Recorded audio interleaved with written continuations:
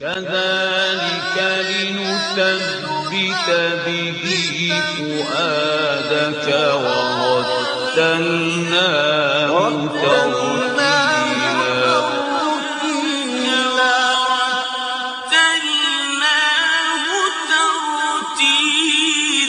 أيها الإخوة والأخوات، نستمع الآن إلى تلاوة الجزء 11 من القرآن الكريم ضمن المصحف الكامل بصوت القارئ الشيخ محمد صديق المنشاوي رحمه الله. أعوذ بالله من الشيطان الرجيم.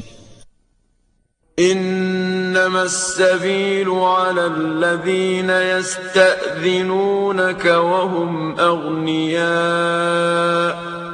رضوا بأن يكونوا مع الخوالف وطبع الله على قلوبهم فهم لا يعلمون. يعتذرون إليكم إذا رجعتم إليهم قل لا تعتذروا لن نؤمن لكم قد نبأنا الله من أخباركم وسيرى الله عملكم ورسوله ثم تردون إلى عالم الغيب والشهادة فينبئكم بما كنتم تعملون. سيحلفون بالله لكم إذا انقلبتم إليهم لتعرضوا عنهم فأعرضوا عنهم إنهم رجس ومأواهم جهنم جزاء بما كانوا يكسبون. يحلفون لكم لترضوا عنهم فإن ترضوا عنهم فإن الله لا يرضى عن القوم الفاسقين. الأعراب أشد كفرا ونفاقا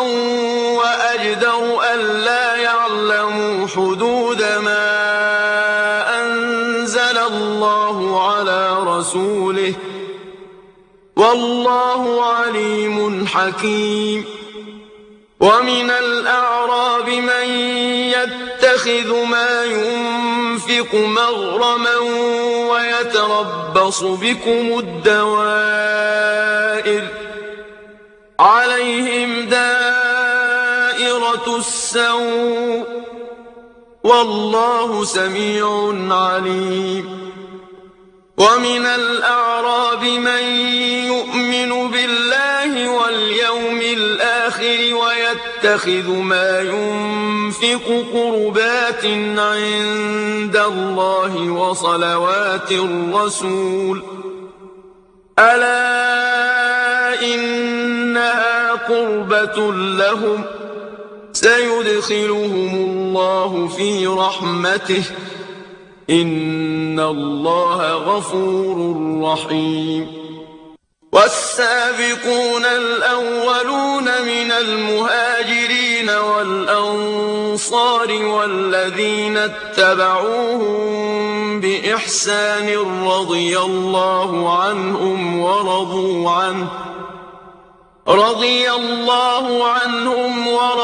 عنه وأعد لهم جنات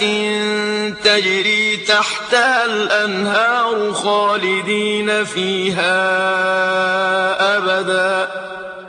ذلك الفوز العظيم. وممن حولكم من الأعراب منافقون ومن أهل المدينة مردوا على النفاق لا تعلمهم نحن نعلمهم سنعذبهم مرتين ثم يردون إلى عذاب عظيم. وآخرون اعترفوا بذنوبهم خلطوا عملا صالحا وآخر سيئا عسى الله أن يتوب عليهم إن الله غفور رحيم. خذ من أموالهم صدقة تطهرهم وتزكيهم بها وصل عليهم إن صلاتك سكن لهم والله سميع عليم ألم يعلموا أن الله هو يقبل التوبة عن عباده ويأخذ الصدقات وأن الله هو التواب الرحيم وقل اعملوا فسيرى الله عملكم ورسوله والمؤمنون وستردون إلى عالم الغيب والشهادة فينبئكم بما كنتم تعملون وآخرون مرجون لأمر الله إما يعذبهم وإما يتوب عليهم والله عليم حكيم والذين اتخذوا مسجدا ضرارا وكفرا وتفريقا بين المؤمنين وإرصادا لمن حارب الله ورسوله من قبل وليحلفن إن أردنا إلا الحسنى والله يشهد إنهم لكاذبون لا تقم فيه أبدا لمسجد أسس على التقوى من أول يوم أحق أن تقوم فيه رجال يحبون أن يتطهروا والله يحب المطهرين أفمن أسس بنيانه على تقوى من الله ورضوان خير أم من أسس بنيانه على شفا جرف هار فانهار به في نار جهنم والله لا يهدي القوم الظالمين لا يزال بنيانهم الذي بنوا ريبة في قلوبهم إلا أن تقطع قلوبهم والله عليم حكيم إن الله اشترى من المؤمنين أنفسهم وأموالهم بأن لهم الجنة يقاتلون في سبيل الله فيقتلون ويقتلون وعدا عليه حقا في التوراة والإنجيل والقرآن ومن أوفى بعهده من الله فاستبشروا ببيعكم الذي بايعتم به وذلك هو الفوز العظيم التائبون العابدون الحامدون السائحون الراكعون الساجدون الآمرون بالمعروف والناهون عن المنكر والحافظون لحدود الله وبشر المؤمنين ما كان للنبي والذين آمنوا أن يستغفروا للمشركين ولو كانوا أولي قربى من بعد ما تبين لهم أنهم أصحاب الجحيم وما كان استغفار إبراهيم لأبيه إلا عن موعدة وعدها إياه فلما تبين له أنه عدو لله تبرأ منه إن إبراهيم لأواه حليم وما كان الله ليضل قوما بعد إذ هداهم حتى يبين لهم ما يتقون إن الله بكل شيء عليم إن الله له ملك السماوات والأرض يحيي ويميت وما لكم من دون الله من ولي ولا نصير لقد تاب الله على النبي والمهاجرين والأنصار الذين اتبعوه في ساعة العسرة من بعد ما كاد يزيغ قلوب فريق منهم ثم تاب عليهم إنه بهم رءوف رحيم وعلى الثلاثة الذين خلفوا حتى إذا ضاقت عليهم الأرض بما رحبت وضاقت عليهم أنفسهم وظنوا أن لا ملجأ من الله إلا إليه ثم تاب عليهم ليتوبوا إن الله هو التواب الرحيم يا أيها الذين آمنوا اتقوا الله وكونوا مع الصادقين ما كان لأهل المدينة ومن حولهم من الأعراب أن يتخلفوا عن رسول الله ولا يرغبوا بأنفسهم عن نفسه ذلك بأنهم لا يصيبهم ظمأ ولا نصب ولا مخمصة في سبيل الله ولا يطؤون موطئا يغيظ الكفار ولا ينالون من عدو نيلا إلا كتب لهم به عمل صالح إن الله لا يضيع أجر المحسنين ولا ينفقون نفقة صغيرة ولا كبيرة ولا يقطعون واديا إلا كتب لهم ليجزيهم الله أحسن ما كانوا يعملون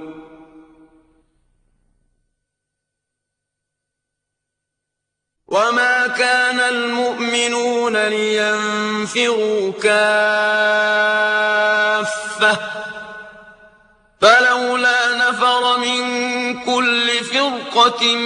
منهم طائفة ليتفقهوا في الدين ولينذروا قومهم إذا رجعوا إليهم لعلهم يحذرون يا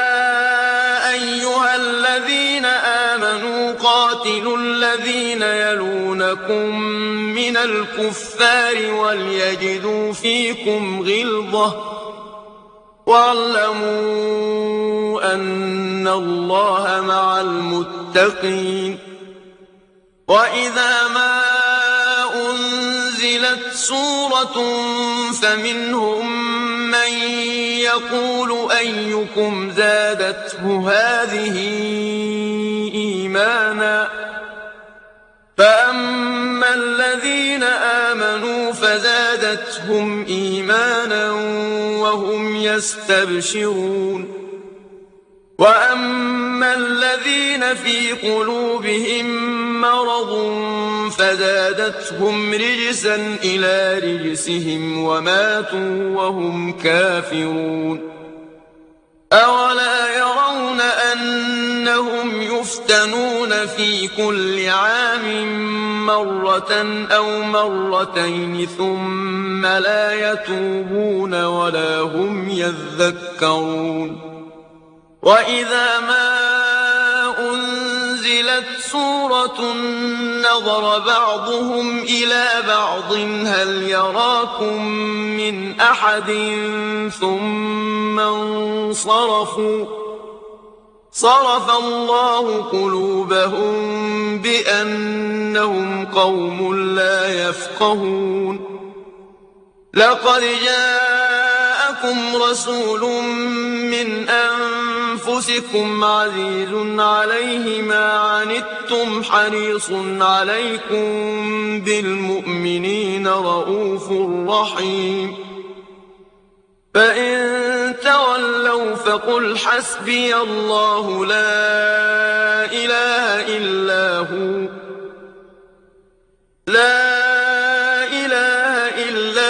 عليه توكلت وهو رب العرش العظيم بسم الله الرحمن الرحيم ألف لام را تلك آيات الكتاب الحكيم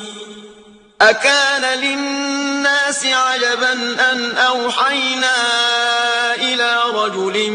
منهم أن أنذر الناس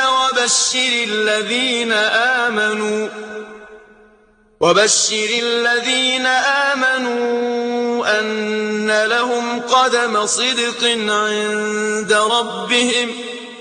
قال الكافرون إن هذا لساحر مبين إن ربكم الله الذي خلق السماوات والأرض في 6 أيام ثم استوى على العرش يدبر الأمر ما من شفيع إلا من بعد إذنه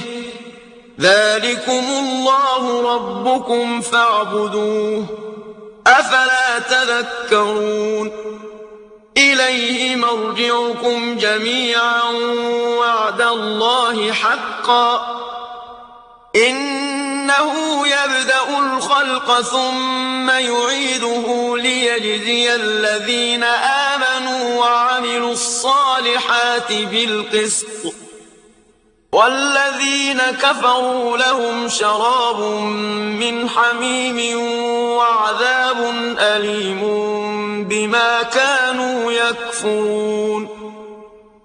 هو الذي جعل الشمس ضياء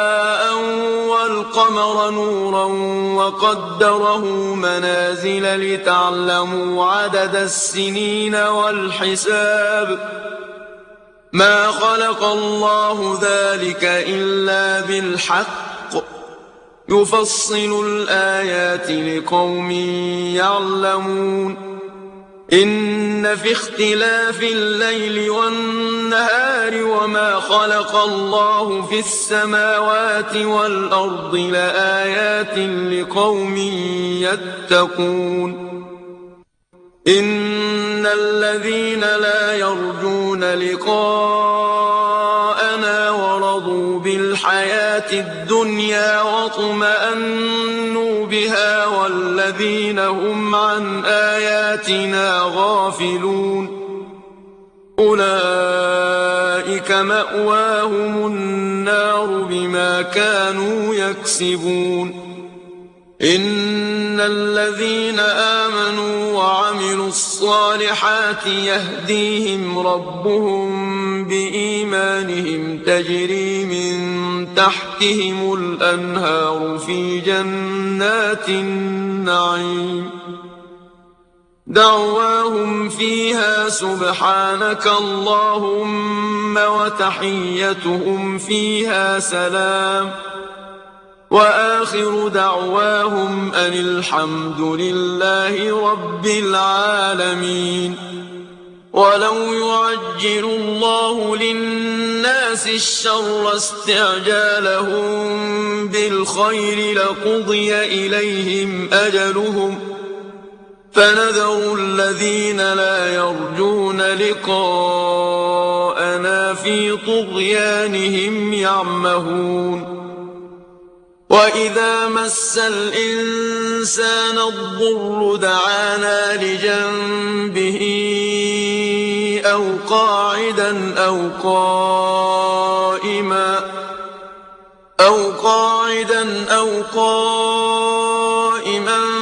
فلما كشفنا عنه ضره مر كأن لم يدعنا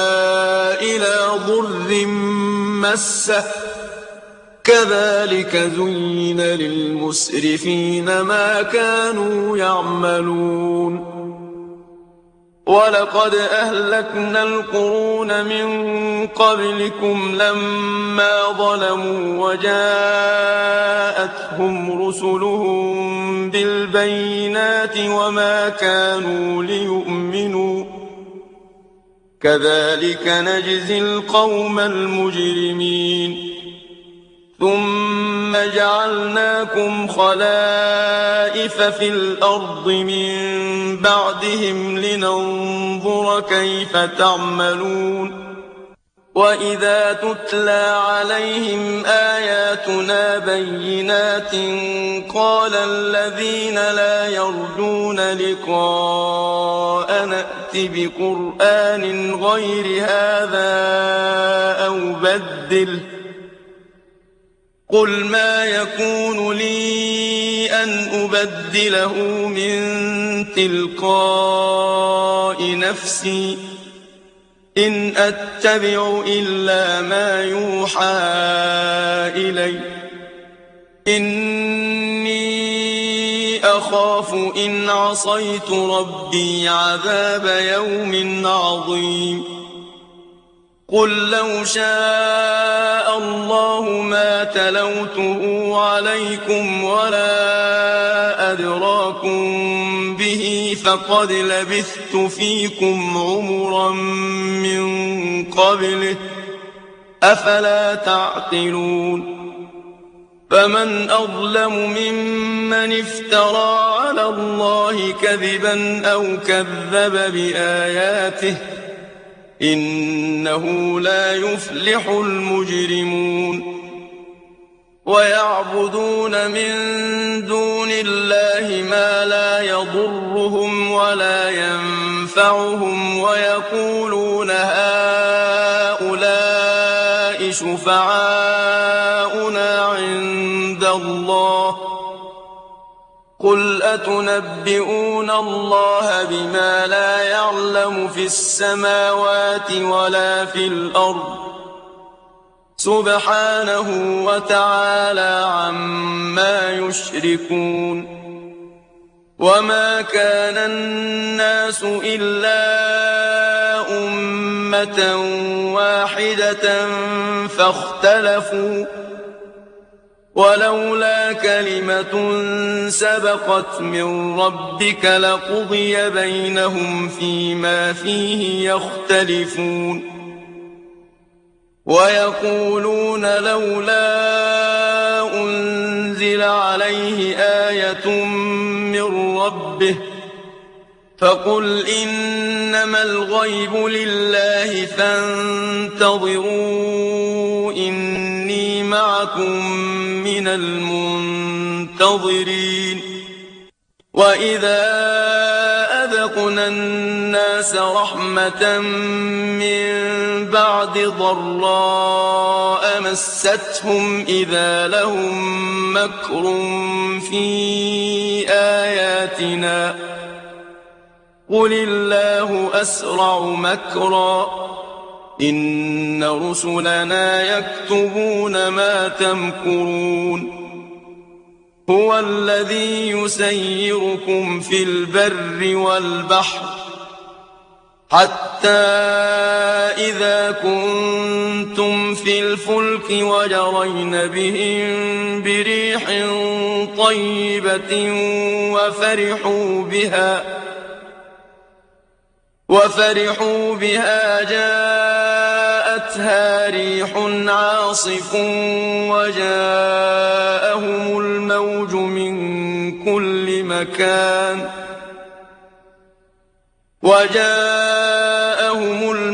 من كل مكان وظنوا يحيط بهم دعوا الله مخلصين له الدين لئن أنجيتنا من هذه لنكونن من الشاكرين فلما أنجاهم إذا هم يبغون في الأرض بغير الحق يا أيها الناس إنما بغيكم على أنفسكم متاع الحياة الدنيا ثم إلينا مرجعكم فننبئكم بما كنتم تعملون إنما مثل الحياة الدنيا كماء أنزلناه من السماء فاختلط به نبات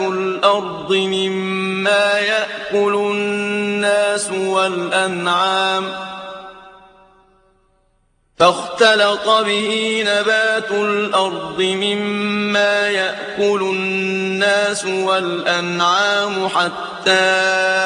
إذا أخذت الأرض زخرفها وزينت وظن أهلها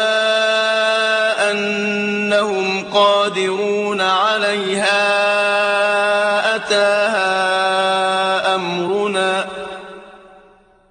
أتاها أمرنا ليلا أو نهارا فجعلناها حصيدا كأن لم تغن بالأمس كذلك نفصل الآيات لقوم يتفكرون والله يدعو إلى دار السلام ويهدي من يشاء إلى صراط مستقيم للذين أحسنوا الحسنى وزيادة ولا يرهق وجوههم قتر ولا ذلة أولئك أصحاب الجنة هم فيها خالدون والذين كسبوا السيئات جزاء سيئة بمثلها وترهقهم ذلة ما لهم من الله من عاصم كأنما أغشيت وجوههم قطعا من الليل مظلما أولئك أصحاب النار هم فيها خالدون ويوم نحشرهم جميعا ثم نقول للذين أشركوا مكانكم أنتم وشركاؤكم فزيلنا بينهم وقال شركاؤهم ما كنتم إيانا تعبدون فكفى بالله شهيدا بيننا وبينكم إن كنا عن عبادتكم لغافلين هنالك تبلو كل نفس ما أسلفت وردوا إلى الله مولاهم الحق وضل عنهم ما كانوا يفترون قل من يرزقكم من السماء والأرض أم من يملك السمع والأبصار ومن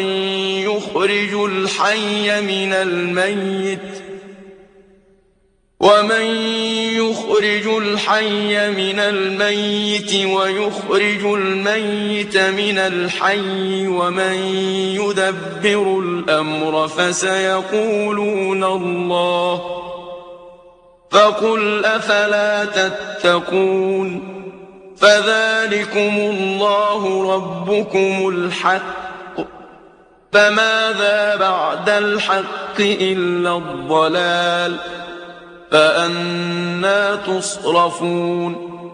كذلك حقت كلمة ربك على الذين فسقوا أنهم لا يؤمنون قل هل من شركائكم من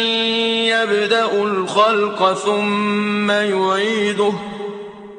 قل الله يبدأ الخلق ثم يعيده فأنى تؤفكون قل هل من شركائكم من يهدي إلى الحق قل الله يهدي للحق أفمن يهدي إلى الحق أحق أن يتبع أم من لا يهدي إلا أن يهدى فما لكم كيف تحكمون وما يتبع أكثرهم إلا ظنا إن الظن لا يغني من الحق شيئا إن الله عليم بما يفعلون وما كان هذا القرآن أن يفترى من دون الله ولكن تصديق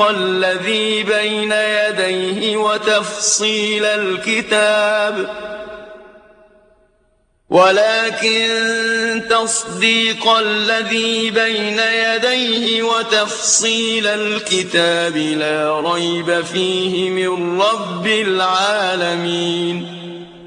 أم يقولون افتراه قل فأتوا بسورة مثله وادعوا من استطعتم من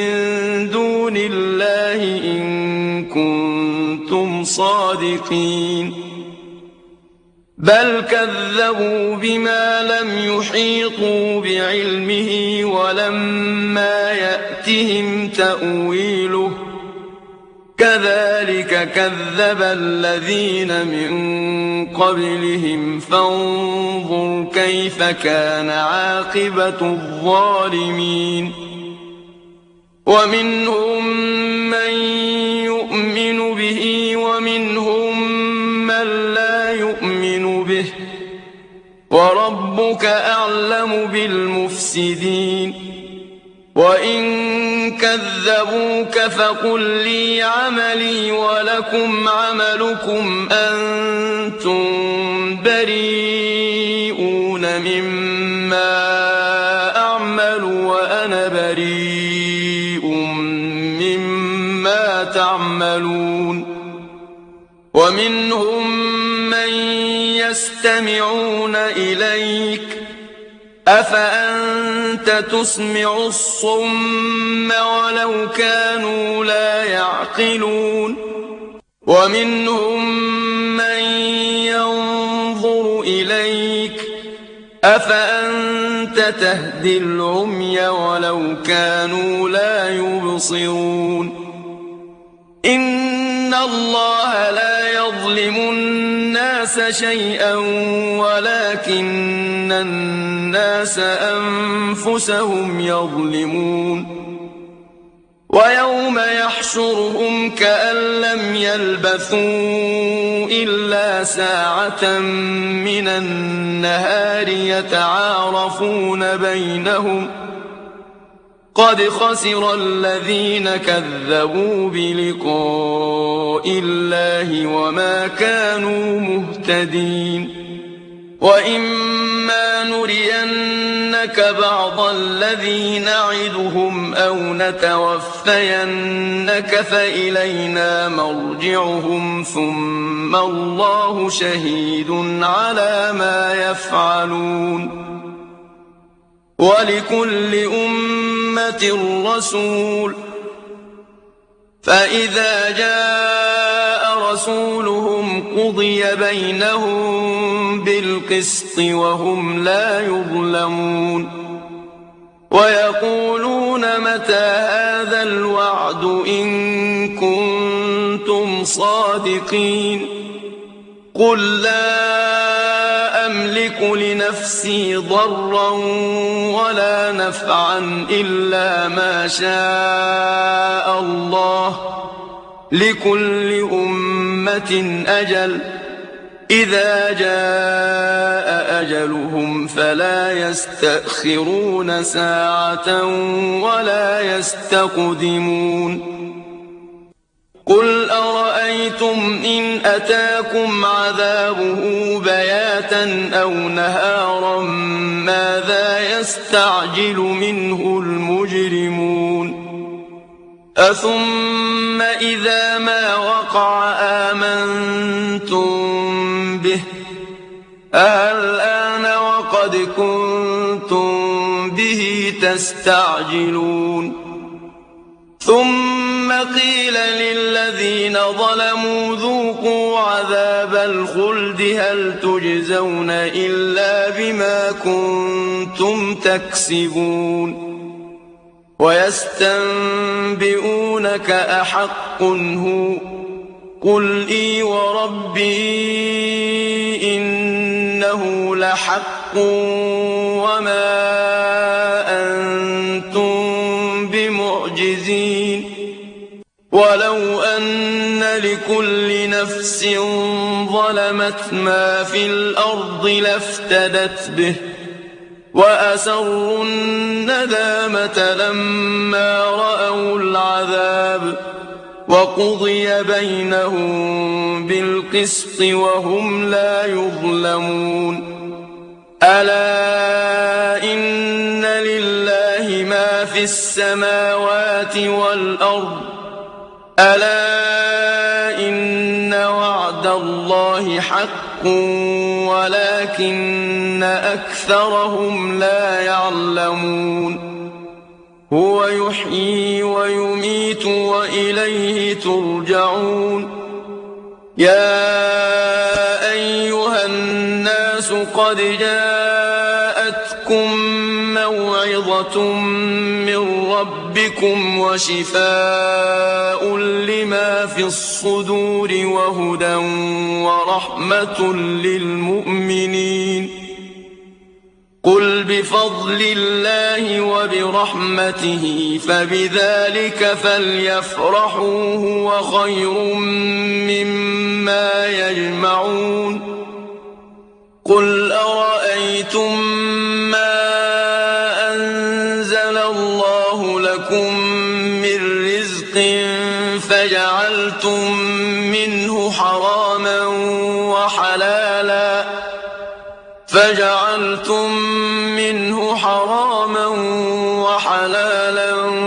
قل الله أذن لكم أم على الله تفترون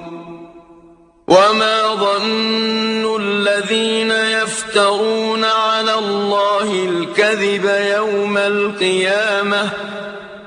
إن الله لذو فضل على الناس ولكن أكثرهم لا يشكرون وما تكون في شأن وما تتلو منه من قرآن ولا تعملون من عمل إلا كنا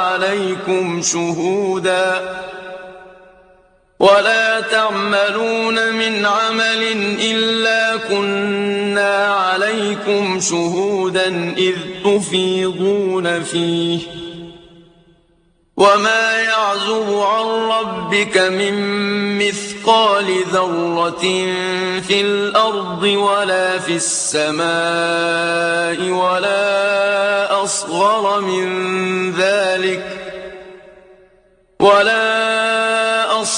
من ذلك ولا أكبر إلا في كتاب مبين ألا إن أولياء الله يحزنون الذين آمنوا وكانوا يتقون لهم البشرى في الحياة الدنيا وفي الآخرة لا تبديل لكلمات الله ذلك هو الفوز العظيم ولا يحزنك قولهم إن العزة لله جميعا هو السميع العليم ألا إن لله من في السماوات ومن في الأرض وما يتبع الذين يدعون من دون الله شركاء إن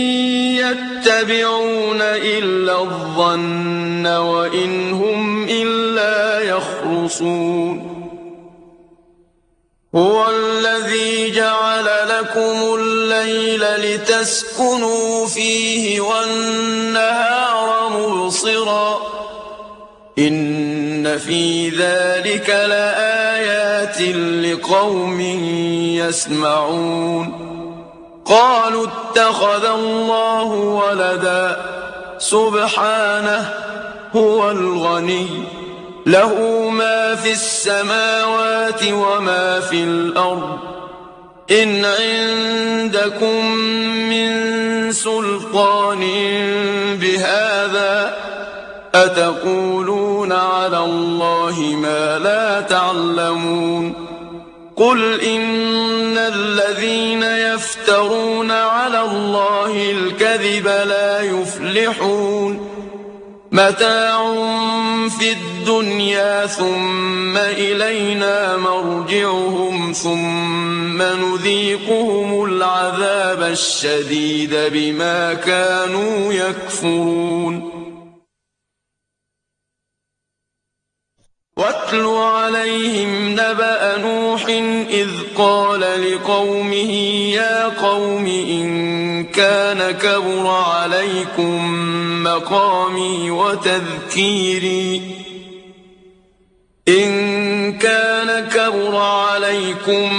مقامي وتذكيري بآيات الله فعلى الله توكلت فأجمعوا أمركم وشركاءكم ثم لا يكن أمركم عليكم غمة ثم قضوا إلي ولا تنظرون فإن توليتم فما سألتكم من أجر إن أجري إلا على الله وأمرت أن أكون من المسلمين فكذبوه فنجيناه ومن معه في الفلك وجعلناهم خلائف وأغرقنا الذين كذبوا بآياتنا فانظر كيف كان عاقبة المنذرين ثم بعثنا من بعده رسلا إلى قومهم فجاءوهم بالبينات فما كانوا ليؤمنوا بما كذبوا به من قبل كذلك نطبع على قلوب المعتدين ثم بعثنا من بعدهم موسى وهارون إلى فرعون وملئه بآياتنا فاستكبروا وكانوا قوما مجرمين فلما جاءهم الحق من عندنا قالوا إن هذا لسحر مبين قال موسى أتقولون للحق لما جاءكم أسحر هذا ولا يفلح الساحرون قالوا أجئتنا لتلفتنا عما وجدنا عليه آباءنا وتكون لكما الكبرياء في الأرض وما نحن لكما بمؤمنين وقال فرعون ائتوني بكل ساحر عليم فلما جاء السحرة قال لهم موسى ألقوا ما أنتم ملقون فلما ألقوا قال موسى ما جئتم به السحر إن الله سيبطله إن الله لا يصلح عمل المفسدين ويحق الله الحق بكلماته ولو كره المجرمون فما آمن لموسى إلا ذرية من قومه على خوف من فرعون وملئهم أن يفتنهم وإن فرعون لعال في الأرض وإنه لمن المسرفين وقال موسى يا قوم إن كنتم آمنتم بالله فعليه توكلوا إن كنتم مسلمين فقالوا على الله توكلنا ربنا لا تجعلنا فتنة للقوم الظالمين ونجنا برحمتك من القوم الكافرين وأوحينا إلى موسى وأخيه أن تبوأ لقومكما بمصر بيوتا واجعلوا بيوتكم قبلة وأقيموا الصلاة وبشر المؤمنين وقال موسى ربنا إنك آتيت فرعون وملأه زينة وأموالا في الحياة الدنيا آتيت فرعون وملأه زينة وأموالا في الحياة الدنيا ربنا ليضلوا عن سبيلك ربنا اطمس على أموالهم واشدد على قلوبهم فلا يؤمنوا حتى يروا العذاب الأليم قال قد أجيبت دعوتكما فاستقيما ولا تتبعان سبيل الذين لا يعلمون وجاوزنا ببني إسرائيل البحر فأتبعهم فرعون وجنوده بغيا وعدوا حتى إذا أدركه الغرق قال آمنت أنه لا إله إلا الذي آمنت به بنو إسرائيل وأنا من المسلمين الآن وقد عصيت قبل وكنت من المفسدين فاليوم ننجيك ببدنك لتكون لمن خلفك آية وإن كثيرا من الناس عن آياتنا لغافلون ولقد بوأنا بني إسرائيل مبوأ صدق ورزقناهم من الطيبات فما اختلفوا حتى جاءهم العلم إن ربك يقضي بينهم يوم القيامة فيما كانوا فيه يختلفون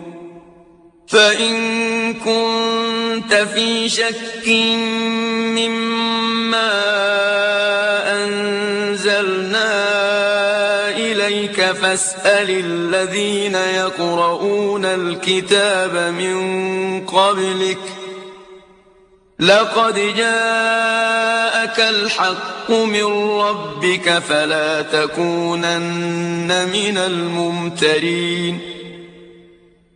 ولا تكونن من الذين كذبوا بآيات الله فتكون من الخاسرين إن الذين حقت عليهم كلمة ربك لا يؤمنون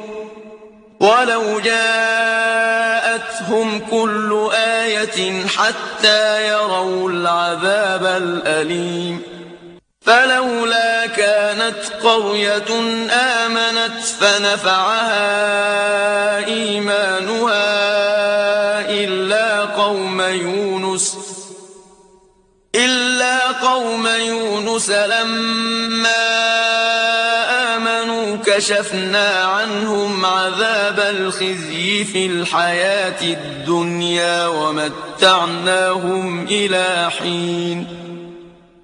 ولو شاء ربك لآمن من في الأرض كلهم جميعا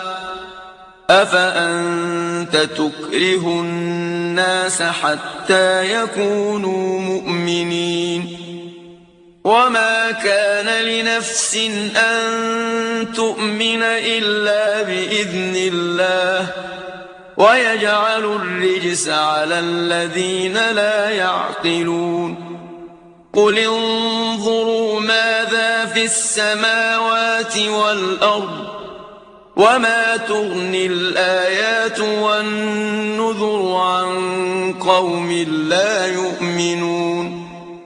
فهل ينتظرون إلا مثل أيام الذين خلوا من قبلهم قل فانتظروا إني معكم من المنتظرين ثم ننجي رسلنا والذين آمنوا كذلك حقا علينا ننجي المؤمنين قل يا أيها الناس إن كنتم في شك من ديني فلا أعبد الذين تعبدون من دون الله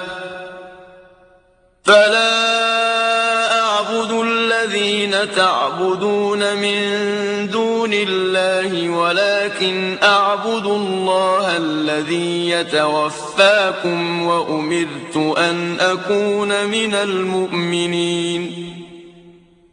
وأن أقم وجهك للدين حنيفا ولا تكونن من المشركين ولا تدع من دون الله ما لا ينفعك ولا يضرك فإن فعلت فإنك إذا من الظالمين وإن يمسسك الله بضر فلا كاشف له إلا هو وإن يردك بخير فلا راد لفضله يصيب به من يشاء من عباده وهو الغفور الرحيم قل يا أيها الناس قد جاءكم الحق من ربكم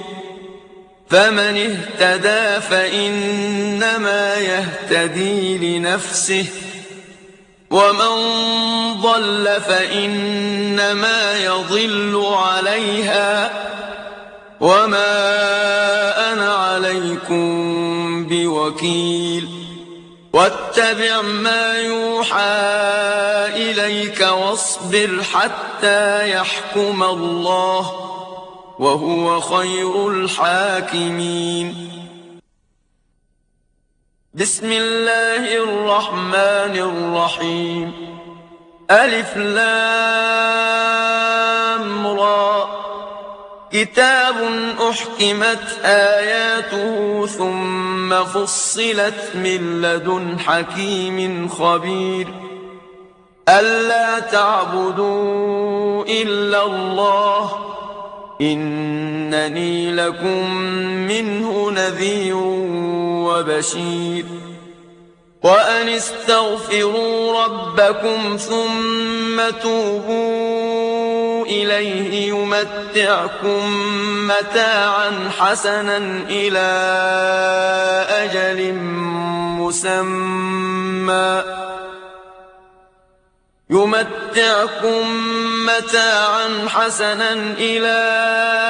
أجل مسمى ويؤت كل ذي فضل فضله وإن تولوا فإني أخاف عليكم عذاب يوم كبير. إلى الله مرجعكم وهو على كل شيء قدير. ألا إنهم يثنون صدورهم ليستخفوا منه ألا حين يستغشون ثيابهم يعلم ما يسرون وما يعلنون إنه عليم بذات الصدور. أيها الإخوة والأخوات، وهكذا انتهت تلاوة الجزء المخصص لهذا اليوم ضمن المصحف الكامل للقارئ الشيخ محمد صديق المنشاوي رحمه الله.